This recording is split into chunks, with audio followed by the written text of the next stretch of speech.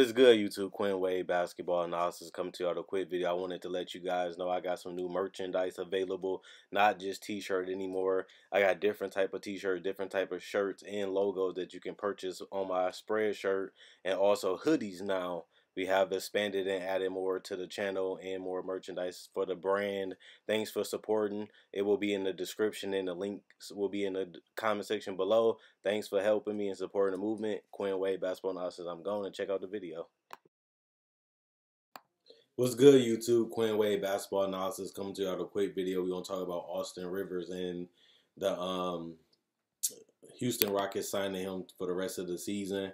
I think that this is a pickup that nobody really seen coming. I knew that Austin Rivers was going to still get picked up. He can play. He came off a career year last year with the Los Angeles Clippers after they traded Blake Griffin and let Chris Paul go, and they built around what they was playing without either one of the players. You seen Austin Rivers hit strides. I think it was the way that Doc River utilized him, putting him in positions where he can get good floaters, get good pull-ups, and create his own three by switching, forcing them to switch bigs on him, giving them space to get to the paint. Also shoot threes because bigs are slower and they usually got to sag off a little bit. And we seen the best out of Austin Rivers last year. And he was a number 10 pick. He was a guy that I liked. I feel like he was going to be one of the better players. I was wrong about that. He hasn't really found his home. He hasn't really found his niche right now in the NBA so far. But I still knew he was an NBA player and that somebody will pick him up. The guy still can play. He's still a solid player. I feel like he'll have a better season than what he had in Washington. He had a mediocre season. It was the way they was using him. He didn't really fit. They didn't really have the right floor spacing to get the best out of his game because he is a guy that likes to handle the ball, get to the paint, and get to the middle of the defense. But also, you know, John Wall is not really known as a shooter. Otto Porter isn't having the year that he had last year from shooting. And inside, they don't have enough floor spacing out from the inside with Markieff Morris coming off the bench and Kelly Oubre being a streaky shooter too. So maybe this will be a better fit. They got more shooting. PJ Tucker, obviously, they got an inside guy, kind of like DeAndre Jordan and Clint Capella, a guy that he can throw lobs to and can play in the pick and roll with. And James Harden can shoot threes. Eric Gordon can shoot threes. So you have shot making on the perimeter. Plus, he can play off the ball because Austin Rivers can shoot the three off the ball. So that can help them too. But when you look at the Rockets, this team is very disappointing.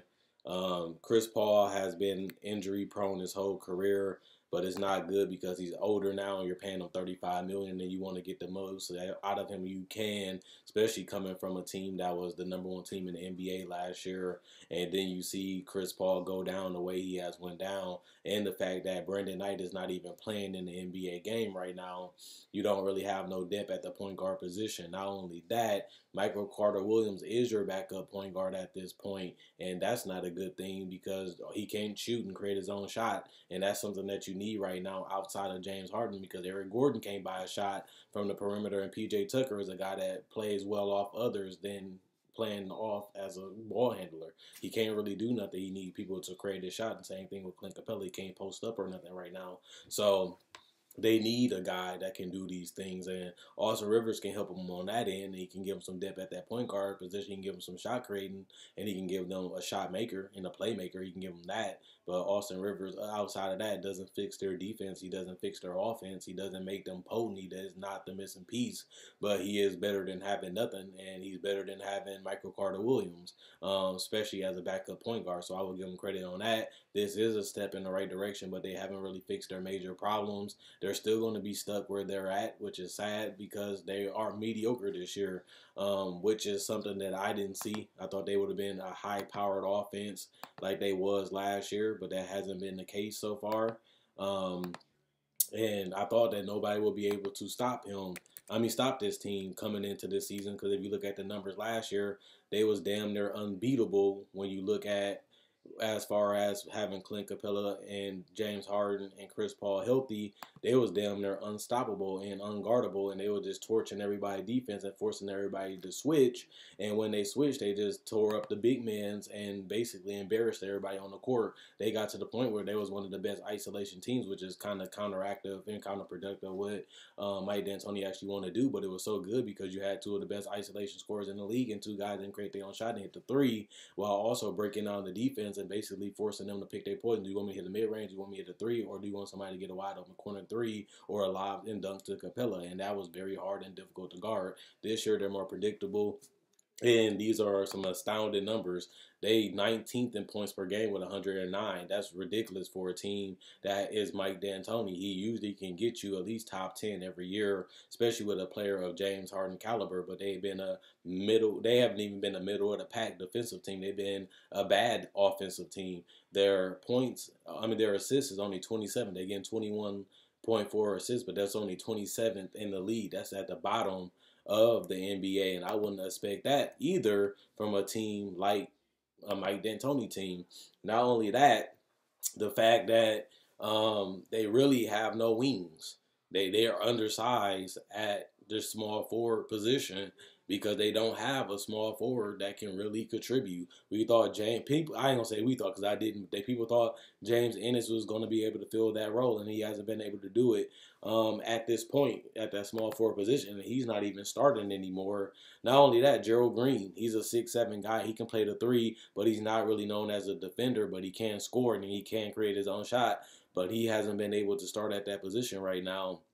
And that has gave them problems because they don't really have a legitimate small forward that can play heavy minutes and be dependent upon right now. They've been getting contribution from people, but not consistent enough to where their offense have been great. And the fact that they picked up Carmelo Anthony and he hasn't really done anything and he's not even playing at all. At least Carmelo Anthony gave you double-digit points. I'd rather have that than him not playing at all. Yes, he is a defensive liability and he hasn't been able to stay on the court because of that. And his shot hasn't been falling, but I'd rather get something than nothing at all. So they should at least let Carmelo continue to play because at least he has some good games. And even when he was shooting the ball bad, it's better than depending on nobody. Because that's what you're getting out of him is nothing. You signed him to a contract and now he's not even playing at all. That's not helping you at all, especially when you really need somebody at that three position. But through all the bullshit, one thing I definitely say about this Rockets team, they have held their composure. They have stayed positive. They are the 7th seed in the Western Conference as this video is being recorded, which is impressive despite all the turmoil, all the injuries in the fight in the season. Plus, Chris Paul missed some games early in the season. He's going to be out 2 to 4 weeks, which is a month now, and they still got to figure out how to win.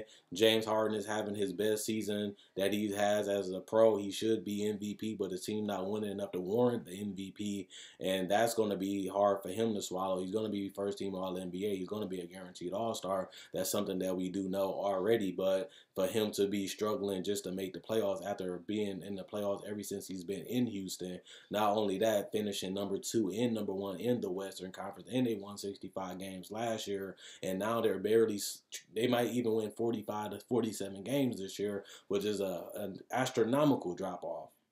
Honestly, and I did not see that coming into this season. The team that was virtually unstoppable, unguardable, even the Golden State Warriors couldn't even find ways to stop this team consistently. The main reason why they lost is because they couldn't hit shots in Game 6 and Game 7. Other than that, they were still defending and playing the Warriors like they wasn't scared of them. And the Warriors actually looked vulnerable being down 3-2. And honestly and truthfully, they just couldn't finish it off in the fourth quarter. And that's why they didn't win the championship. So they took a big step back. They're going in the wrong direction. But at least Daryl Morey's still trying to fix it. They haven't gave up. They're still trying to go out there and compete. They still believe that they can make the playoffs. They still believe that they're one of the best teams in the West. And if Chris Paul can stay healthy, maybe they can make a run when the playoffs time come. But right now, they got to focus on just winning game after game. And I feel like they've been able to do that despite all the bullshit that they've been through, which is impressive to stay together after a season like this. But if they can stay afloat and get Chris Paul back,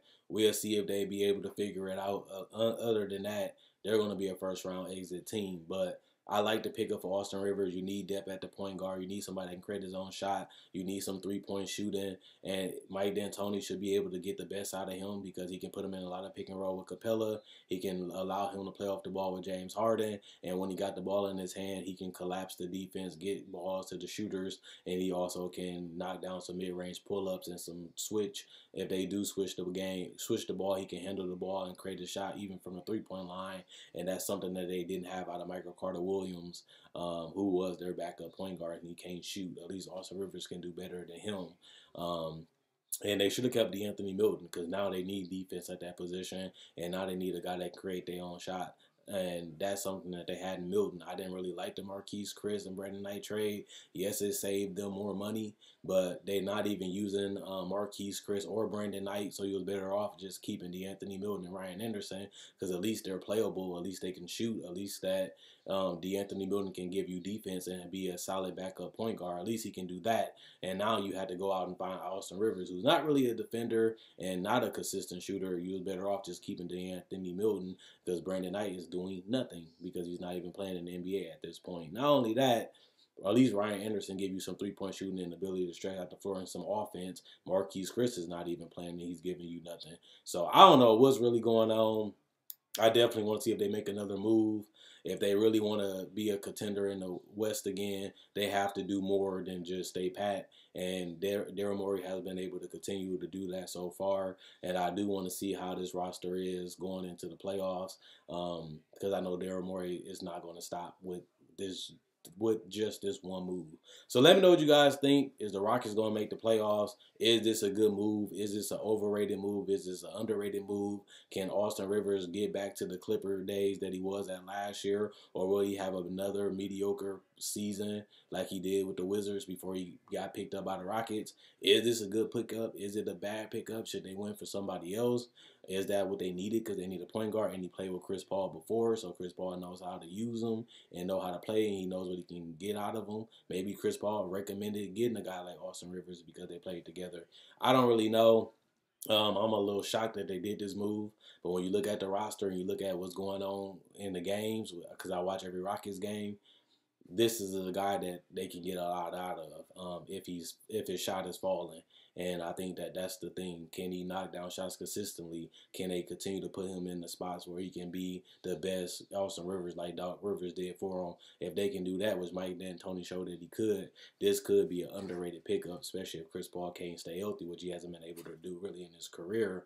But now you have somebody that can give you something better than Brandon Knight and Michael Carter-Williams. So let me know in the comment section how you feel about this.